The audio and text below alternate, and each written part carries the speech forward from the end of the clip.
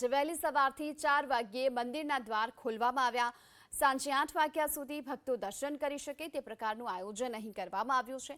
ત્યારે પ્રથમ નોરતે વહેલી સવારથી અત્યાર સુધીમાં 1 લાખથી પણ વધુ ભક્તોએ માતાજીના દર્શન કરી ધન્યતા અનુભવી।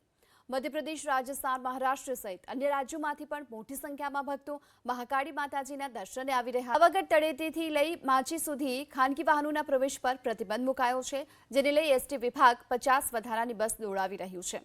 તો ભક્તોની સુરક્ષા માટે પણ પોલીસ વિભાગે આ રૂટ પર પોલીસનો ચુસ્ત બંદોબસ્ત ગોઠવ્યો છે।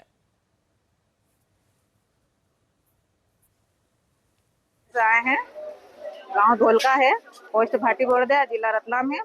हम वहाँ से जोत लेने के लिए हर साल यहाँ आते हैं पावागढ़ में, और यहाँ से जोत लेके अपने घर पे अखंड जोत की स्थापना करते हैं। नवरात्रि में उपवास भी करते हैं, और यहाँ का माहौल भी अच्छा है सर, और साफ सुथरा भी है। जैसे हमारे रतलाम जिले में ऐसा यहाँ पावागढ़ में भी साफ सुथरा। यहाँ से अधिकारी को मैं धन्यवाद करना चाहती हूँ। મારું ગ્રુપ છે આઈ થિંક 30-35 જણાનું છે।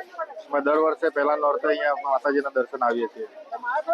દર વર્ષમાં કેવું છે કે આ ગઈ સાલ થોડુંક વધારે પબ્લિક હતું, અત્યારે થોડુંક ઓછું છે। આજે એટલું બધું નહીં, દર્શન સારી રીતે થાય છે।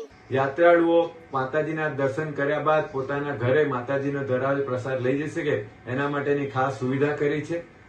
3 શિફ્ટમાં એટલે કે 24 કલાક સુધી સતત રીતે પ્રસાદ બનાવવામાં આવી રહ્યો છે, અને લગભગ એક દિવસમાં 35 થી 40 હજાર જેટલા પેકેટ બનાવવામાં આવે છે, જેના લીધે દરેક યાત્રાળુ સારી રીતે પૂર્ણ પ્રમાણમાં પોતાના ઘરે પ્રસાદ લઈ શકે।